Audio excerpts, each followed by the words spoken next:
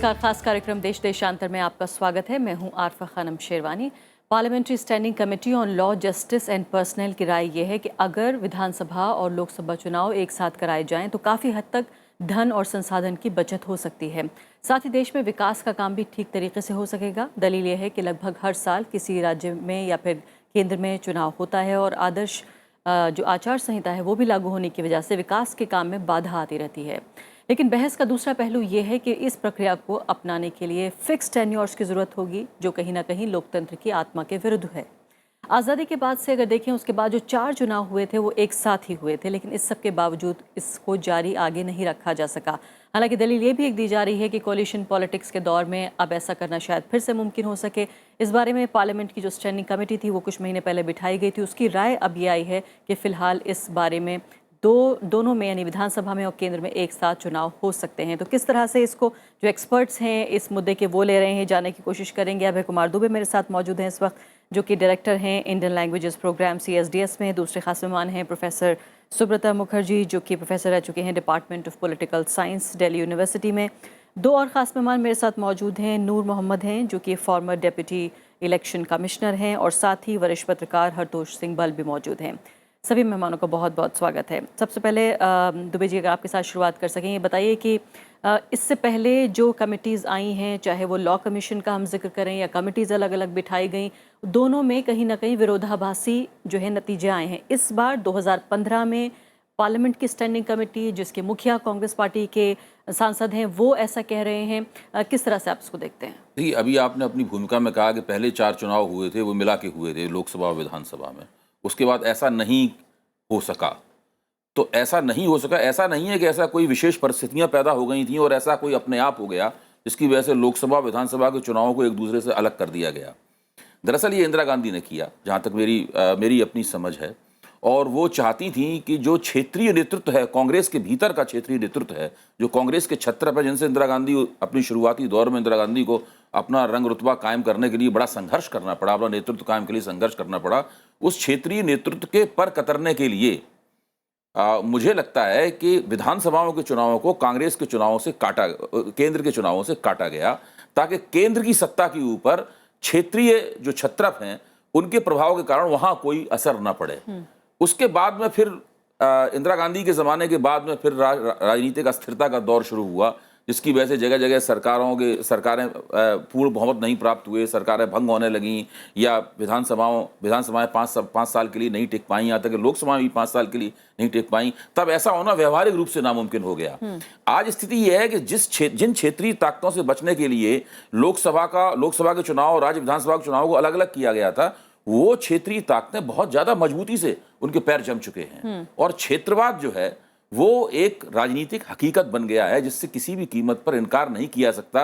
अब हालत यह है कि क्षेत्रों में जो चुनावी परिणाम आता है उसका योगफल ही आमतौर पर केंद्र में सरकार चलाता है। अभी भारतीय जनता पार्टी की सरकार अकेले बहुमत प्राप्त कर ले गई, ये एक अपने आप में अपवाद है, लेकिन इससे लंबे अरसे तक ऐसा नहीं हुआ है, और भविष्य में भी दोबारा किसी पार्टी को पूर्ण बहुमत मिलेगा इसकी कोई गारंटी नहीं दी जा सकती। नूर मोहम्मद साहब, ये बताइए, अगर इलेक्शन कमीशन की हम राय देखें, पिछले अलग अलग जो टेन्योर्स रहे अलग अलग इलेक्शन कमिश्नर्स के, तो वो भी विरोधाभासी हैं। एक बार ये भी कहा गया इलेक्शन कमीशन के जरिए ही कि बहुत हो चुका, हर साल देखिए चुनाव होता है, कब तक जो है विकास का कार्यक्रम रुका रहे। और अभी मैं पढ़ रही थी बयान कुछ दिनों पहले का ही है, जो पूर्व कमिश्नर थे chief election commissioner SY Qureshi, उनका बयान ये था कि नहीं, ऐसा नहीं होना चाहिए, अगर हम एक साथ चुनाव कराएंगे तो वो कहीं ना कहीं एंटी डेमोक्रेटिक है। आपकी क्या राय है इसके ऊपर? क्या आप ये समझते हैं कि इलेक्शन कमीशन का काम ज़्यादा आसान हो जाएगा, बेहतर तरीके से हो पाएगा अगर एक साथ चुनाव होते हैं? जैसे लीगल फ्रेमवर्क जो इंडिया में अवेलेबल है उसमें यह है कि दोनों हाउस की, चाहे पार्लियामेंट हो या असेंबली हो, उसका टर्म 5 साल का है। तो इसका मतलब ये हुआ कि दोनों 5 साल के चुकी हैं तो को टर्मिनस इनके इलेक्शन किए जा सकते हैं। तो जो लीगल फ्रेमवर्क है उसमें तो ये पॉसिबल है। और जैसा कि आपने बताया कि पहले 4 इलेक्शंस में साथ साथ दोनों इलेक्शंस हुए भी। अब प्रॉब्लम यह है कि जो हमारे कॉन्स्टिट्यूशन में प्रोविज़न ये है कि कोई भी हाउस पहले वक्त टाइम से पहले ही प्रीमेच्योरली डिज़ोल्व किया जा सकता है। तो अब वो पोजीशन ये है कि अगर आप डिज़ोल्व करने का प्रोविज़न रखेंगे तो चाहे आप आज के दिन अगर आप एक साथ कर लीजिए सबको, फिर दोबारा कुछ दिनों के बाद जो डिसॉल्व होंगे उनका इलेक्शन बाद में कराना ही पड़ेगा। तो एक बात तो ये आती है, एक समस्या तो ये आती है। दूसरी ये है कि 6 महीने में जो भी वैकेंसी होती है उसमें 6 महीने के अंदर ही उसका इलेक्शन कराना ज़रूरी है। तो वो उस तरह से पूरे साल भर कुछ न कुछ इलेक्शन होता रहता है। हमने देखा है दूसरे देशों में भी देखा है कहीं कहीं, जहाँ पे हाउस की जो स्टेट का हाउस है उसकी 4 साल है, जो नेशनल असेंबली है उसकी 5 साल है, डिस्ट्रिक्ट में 3 साल है। इस तरह से जो उनका इलेक्टोरल कैलेंडर बनता है उसमें लगभग हर साल इलेक्शन होगा। हमारे वहाँ का जो डिज़ाइन था ओरिजिनली ऐसा नहीं था। ओरिजिनली ऐसा था कि 5 साल, हर 5 साल के बाद इलेक्शन होगा और दोनों नेचुरली दोनों इलेक्शन साथ हो सकते हैं। यही है कि उसका जो इंफ्रास्ट्रक्चर है, जो रिसोर्सेज हैं, उसके इसके साथ रखने पड़ेंगे। जहाँ तक डेमोक्रेटिक नॉन डेमोक्रेटिक होने की बात है, अभी तो फिलहाल ये कहना ये सही है, क्योंकि कुछ असेंबलीज हैं जिन्होंने 2 साल पूरा किया है, कुछ ने 4 साल पूरा किया, कुछ 5 साल पूरा किया है। तो अगर आप अभी एक साथ कराना under the law, existing law, वो मुश्किल है। जी हाँ। वो आप कर नहीं सकते हो, क्योंकि कुछ का हाउस का नंबर घटेगा, पीरियड घटेगा, कुछ का बढ़ाना पड़ेगा। जी जी। तो इसके लिए बहुत स्ट्रैटेजिक एक फ्रेमवर्क बनाना पड़ सकता है अगर करना चाहें। अनूर मोहम्मद साहब, आपकी बात से मुझे अंदाजा ये हो रहा है कि आप ये कहने की कोशिश कर रहे हैं कि अगर एफर्ट्स लगाई जाएं और अगर वक्त दिया जाए थोड़ा, तो शायद ऐसा करना मुमकिन हो पाएगा। और ऐसा लगता है कि आपकी बात से कि आप इस फेवर में हैं कि एक साथ चुनाव कराए जाएं। हरतोष सिंह बल जी, ये बताइए फिलहाल, जी हाँ, मैं वापस आपकी तरफ लौटूंगी। मुझे ये बताइए फिलहाल कि क्या दिक्कत नज़र आती है आपको? कई बार इस बारे में बहस भी होती है कि जितनी बड़ी तादाद में सिक्योरिटी फोर्सेस को जो है वो उनको इंगेज किया जाता है, अलग अलग स्कूल टीचर्स का भी हम देखते हैं कि उनको भी जो है चुनाव के काम में लगाया जाता है। कितना बड़ा एक एक्टिविटी है, पूरी दुनिया में इतना बड़ा चुनाव शायद ही कहीं होता हो जितना भारत में होता है, अगर लोकसभा का जिक्र करें। और हर कुछ दिनों बाद अलग अलग राज्यों में भी चुनाव होते रहते हैं, तो क्या इसको स्ट्रीमलाइन नहीं किया जा सकता? जी देखिए, जहाँ तक देखिए, इसमें दो बातें हैं। एक तो जहाँ तक बात हुई एडमिनिस्ट्रेटिव कन्वीनियंस की, मैं नहीं समझता कि एडमिनिस्ट्रेटिव कन्वीनियंस कोई कारण है डेमोक्रेसी में इलेक्शन कराने का। अगर एडमिनिस्ट्रेटिव कन्वीनियंस या स्ट्रीमलाइनिंग पे ही बात करनी है तो आप इलेक्शन एक बार ही 10 साल में कराइए, 15 साल में कराइए। देखिए, 5 साल की टर्म दोनों स्टेट और सेंटर में जरूर दी गई है, पर अगर कॉन्स्टिट्यूशन की आप स्पिरिट देखें, अगर शुरू में जो फ्रेमर्स ऑफ द कॉन्स्टिट्यूशन चाहते तो इंसिस्ट कर सकते थे इलेक्शन को टर्मिनस होए, पर उन्होंने फैसिलिटीज और प्रोविजंस ऐसी रखी हैं कि ये पॉसिबिलिटी अक्सर आएगी कि स्टेट और सेंटर के इलेक्शन अलग अलग तरह से हों। और तभी आप राज्यसभा का स्ट्रक्चर देखिए। राज्यसभा एक अलग एंटिटी है जो स्टेट्स का व्यू रिफ्लेक्ट करती है। अगर स्टेट्स और सेंटर का व्यू और मूड एक ही रहेगा तो राज्यसभा की कोई जरूरत नहीं थी। The spirit of the constitution में ये मैंडेटेड है कि डिफरेंस व्यूज जो सेंटर और स्टेट के अलग अलग समय पे हैं वो सेंटर में रिफ्लेक्ट हों थ्रू द राज्यसभा। तो जहां तक मेरे को लगता है स्पिरिट ऑफ द कॉन्स्टिट्यूशन जो कॉन्स्टिट्यूशनल मैंडेट है उससे ये साफ है कि हमें ये प्रोविजन अलाउ करनी पड़ेगी कि स्टेट और सेंटर के इलेक्शन कई बारी अलग अलग हों। जी, लेकिन हरतोष जी, इसके अलावा अगर इसका राजनीतिक वजह देखने की कोशिश करें तो ये भी दलील कई बार दी जाती है कि कहीं ना कहीं जो केंद्र है वो जब अपनी नीतियां बनाता है, जब पॉलिसीज बनाता है, तो इसको भी ध्यान में रखा जाता है। क्योंकि ये हमें नहीं भूलना चाहिए कि सरकार जरूर है वो, लेकिन एक पॉलिटिकल पार्टी है, उसको भी चुनाव जीतना होता है। अलग अलग राज्यों में जब चुनाव हो रहे होते हैं तो सेंटर की जो पॉलिसीज हैं वो भी प्रभावित होती हैं। उस बात को ध्यान में रख के बनाई जाती है कि किस राज्य में चुनाव होने वाला है। देखिए, ये बात जरूर है, पर ये कमजोरी अगर सेंट्रल सरकार ये देख के पॉलिसीज के तौर पे अगर इलेक्शन जीतना चाहती है तो फिर हर स्टेट इलेक्शन सेंट्रल सरकार ही जीतेगी, फिर तो नतीजे में हमें शक करने की कोई जरूरत नहीं है। तो इसमें मेरे को लगता है गलती सेंट्रल सरकार की है। आप परफॉर्मेंस की तरफ देखिए तो लोग स्टेट इलेक्शंस में स्टेट्स के मुद्दे पे वोट दे रहे हैं। अगर कोई सेंट्रल सरकार आज ये सोचती है कि सेंट्रल पॉलिसी से आप स्टेट इलेक्शंस को ज्यादा इन्फ्लुएंस कर सकते हैं तो ये उनकी गलतफहमी है। और मेरे को ये नहीं लगता कि ये कारण हो सकता है कि हमें दोनों चीजों को साथ रखना चाहिए। जी, प्रोफेसर मुखर्जी, ये बताइए कि कई दलीलें इसके फेवर में भी दी जा रही हैं, खिलाफ भी दी जा रही हैं। फेवर में एक बहुत बड़ी दलील जो है वो ये है कि कहीं ना कहीं जब एक बार चुनाव होंगे तो सारा माहौल जो है वो स्ट्रीमलाइंड हो जाएगा, एडमिनिस्ट्रेटिव एफिशिएंसी भी बढ़ेगी और माहौल सकारात्मक होगा। और कहीं ना कहीं देश में एक स्थायित्व का, स्टेबिलिटी का माहौल होगा कि एक बार चुनाव हो गए, फिर आइए चलिए 5 साल विकास करते हैं, फिर अगली बार चुनाव करेंगे। देखिए, पहले जो लोकतंत्र का मतलब क्या है, जब जमीन पकड़ रही थी यूरोप में, इंग्लैंड और अमेरिका में, तब रूसों ने पहले कहा British people are free once in 5 years। और उसके बाद हम देखते हैं 19th सेंचुरी में बेंथम ने कहा चुनाव हर साल होना चाहिए और हाउस ऑफ रिप्रेजेंटेटिव्स का इलेक्शन हर 2 साल होता है। तो अमेरिका एक ऐसी जगह है जहां हर साल कहीं ना कहीं कुछ इलेक्शन होता रहता है कि गवर्नर की इलेक्शन होती है, कोई सीट छोड़ता है। तो ये कहना कि ज़रूरी है स्टेबिलिटी के लिए, ये तो आर्गुमेंट कोई वैलिड नहीं है। दूसरा तरफ देखिए जो बाकी चीज़ें हम देखते हैं, एक खर्चा का बात किया गया है। आप देखेंगे जहां ये इलेक्शन पूरा स्ट्रक्चर्ड है, अमेरिका में तो दिन तक तय है, टाइम तक तय है जो कब इलेक्शन होगा, चुनाव होगा। अमेरिका में जितना चुनाव में खर्च होता किसी देश में नहीं होता। उसका एक बहुत बड़ा कारण है कि जो फर्स्ट अमेंडमेंट है और उससे कोर्ट में भी उसमें सहमति जगाई कि आप कोई लिमिट इसमें रख नहीं सकते। मुझे लगता है देखिए रिफॉर्म प्रोसेस करना है इलेक्टोरल, वो दूसरे ढंग से करना चाहिए। एक तो है जो फॉर्मल रिफॉर्म जिसका ज़्यादा कोई मतलब नहीं होता, जैसे ये फिक्स टर्म वाली बात है। दूसरा तरफ है रियल रिफॉर्म, वो तो बहुत सारी चीज़ें हम इनिशिएट कर सकते हैं। जैसे सीधा हम कर सकते हैं कि जितने कैंडिडेट्स हैं इंडिविजुअली जितना वो खर्च करते हैं, कोई भी पॉलिटिकल पार्टी कलेक्टिवली उससे ज़्यादा खर्च नहीं करेंगे। तो मुझे लगता है ये जो फॉर्मल रिफॉर्म, और दूसरा जो ये बात कहने की है, जो देखिए जो पार्लियामेंट्री डेमोक्रेसी की जो स्टेबिलिटी आर्गूमेंट है, वो बिंघम पावल की एक किताब है, उसमें वो दिखाते हैं जो सबसे स्टेबल सिस्टम पार्लियामेंट्री डेमोक्रेसी है। रिप्रेजेंटेशन डेमोक्रेसी में प्रॉब्लम है, पर उधर भी तो चुनाव इतना होता है, पर वो चुनाव होता क्या है, it's like a cabinet reshuffle. तो सारे जो आर्गूमेंट्स है, आप पॉलिटिक्स का लिमिट कर सकते हो और उसके साथ बाकी सारे रिफॉर्म आप ला सकते हो। इसलिए जो एक खाली फॉर्मल रिफॉर्म जो ये 5 साल की बात है, ये आज के दुनिया में जस्ती नहीं है। जी लेकिन प्रोफेसर मुखर्जी, ये भी कहा जा रहा है कि कहीं ना कहीं, जैसे आपने खुद भी चुनावी खर्चों का जिक्र किया, कि इन दोनों को अलग करके नहीं देखा जा सकता। एक बार अगर 5 साल में फिक्स्ड हम चुनाव कर दें और दोनों जो है विधानसभाओं में और लोकसभा में एक साथ चुनाव करा दें, कुछ लोग तो यहाँ तक कह रहे हैं कि जो लोकल स्थानीय चुनाव है वो भी एक साथ हो, यानी तीनों जो है टीयर्स एक साथ चुनाव की तरफ आगे बढ़ें और उसके बाद जो है स्टेट फंडिंग की तरफ भी आगे बढ़ा जाए, तो कहीं ना कहीं एक बड़े स्तर पर एक जो बिग टिकट जिसे रिफॉर्म कहा जाता है वो हो पाएगा। देखिए मार्जिनल खर्चा कम होगा, क्योंकि आप देखिए जो स्टेट में अभी भी जो चुनाव हो रही है 5 साल में एक ही दफ़ा हो रहा है ना, ऑर्डिनरीली। पहले हो जाए तो वो और बात है।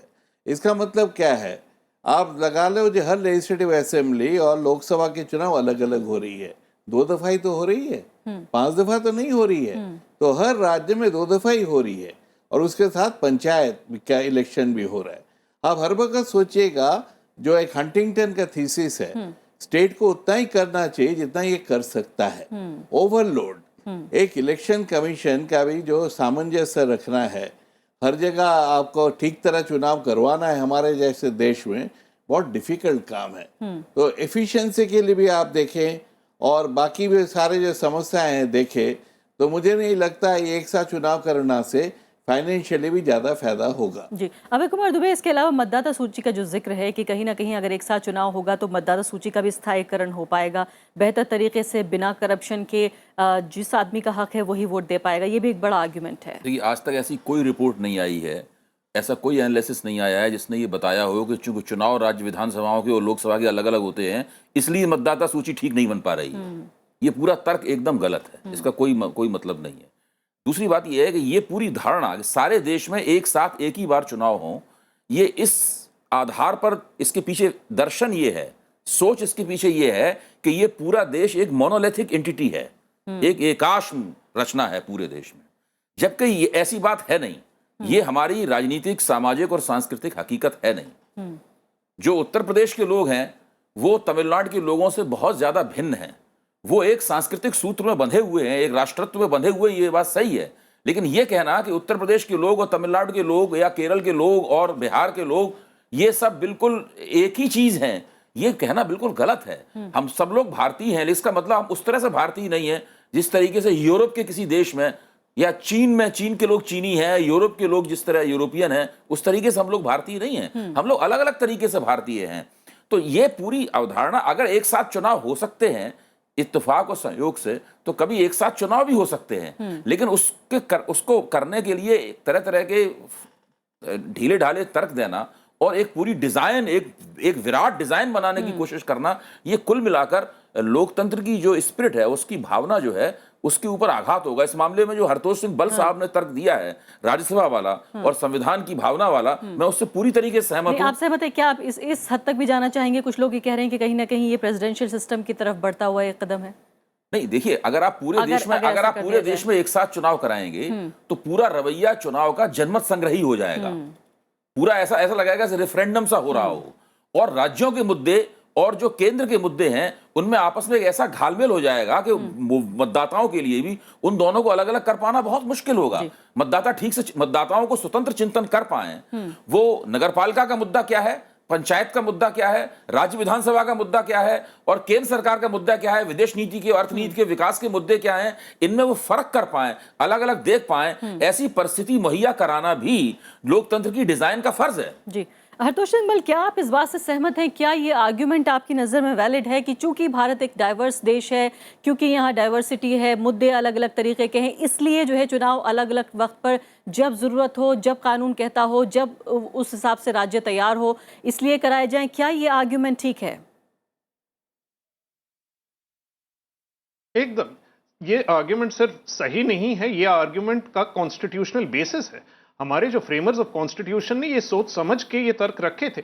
अगर हम चाहते हैं कि सारे इलेक्शन एक समय पे एक ही तरह के मुद्दों को लेके होए और ये हम लीगल तौर पे इन्फोर्स करें, तो ये कॉन्स्टिट्यूशनल स्पिरिट के खिलाफ जाता है। और जो बात अभी कही गई, नगर पालिका के इलेक्शन के मुद्दे अलग होते हैं, स्टेट इलेक्शन के मुद्दे अलग होते हैं। हम इसको बार बार कहते हैं कि हमारी डेमोक्रेसी मैच्योर कर रही है कि लोग स्टेट में वोट किसी और मुद्दों पे देते हैं, किसी और कारण से देते हैं, सेंटर में किसी और कारण से किसी और मुद्दे पे देते हैं। और हम इससे हट के वापस जाना चाहते हैं कि सेंटर का एक कोई कैरिज्मेटिक फिगर हो, उसका इन्फ्लुएंस स्टेट इलेक्शंस पे पड़े, स्टेट, और वो आदमी स्टेट की एडमिनिस्ट्रेशन चलाएगा नहीं।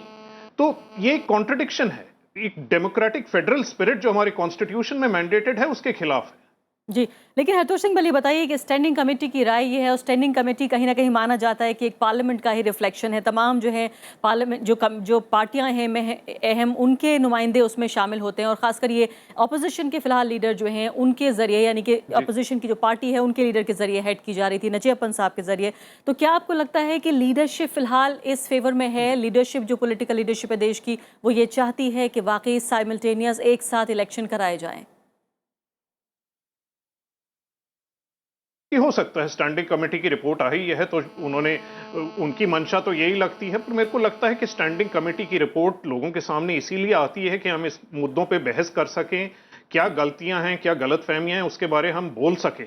तो मेरे को लगता है जिस बेसिस पे ये स्टैंडिंग कमेटी की रिपोर्ट बनाई गई है, मेरे को नहीं लगता है कि उन्होंने पूरी तरह से अपने ही कॉन्स्टिट्यूशनल और डेमोक्रेटिक फ्रेमवर्क को अच्छी तरह समझा है।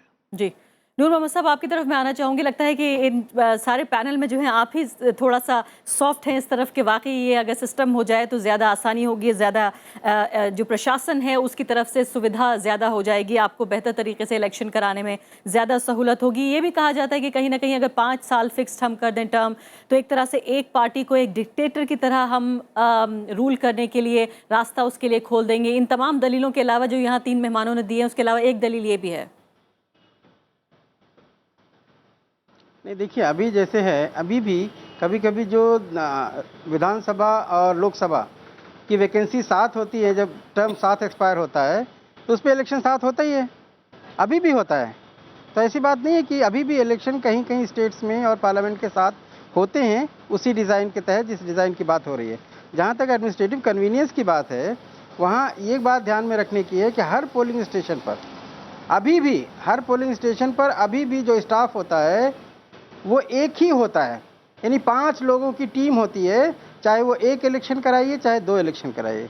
तो एडमिनिस्ट्रेटिवली उस पर कोई प्रेशर नहीं पड़ने वाला है। एक फ़ायदा अलबत्ता होगा इसमें कि जब भी इलेक्शन, स्टेट इलेक्शन के लिए 6 महीने तक मॉडल कोड ऑफ कंडक्ट लगा रहता है, फिर पार्लियामेंट के लिए 6 महीने तक मॉडल कोड ऑफ कंडक्ट लगा रहता है, तो इन सब चीज़ों से फुर्सत मिल जाएगी, नंबर 1।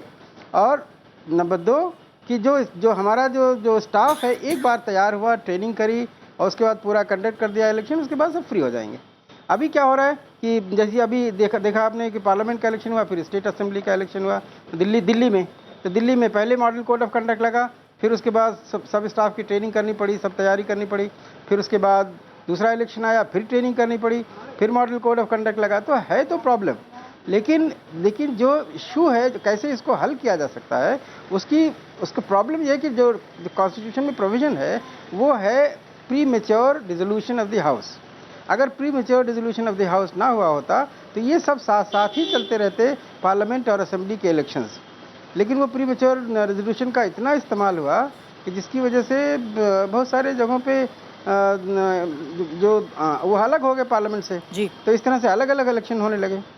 मेरे ख्याल से करेक्शन तो करने की कोशिश की जा सकती है अगर करना चाहें तो। जी हाँ, अभय कुमार दुबे जी, उनको फिलहाल एक दिक्कत नजर आ रही है कि अगर असेंबली पहले डिसॉल्व हो गई तो क्या होगा, अगर 6 महीने में डिसॉल्व होगी तो क्या 4.5 साल इंतजार करने के लिए कहा जाएगा जब तक लोकसभा का चुनाव ना है। इसके अलावा उनको लगता है इलेक्शन कमीशन का दर्द भी हमें समझना चाहिए कि उनको बार बार जो है इस प्रक्रिया से होकर गुजरना पड़ता है। देखिए, क्या ये एक प्रशासनिक सवाल है? क्या ये एक प्रशासनिक समस्या है? क्या ये समस्या खर्चे की है? क्या भारत का विकास केवल भारत में बार बार चुनाव होने की वजह से रुका हुआ है?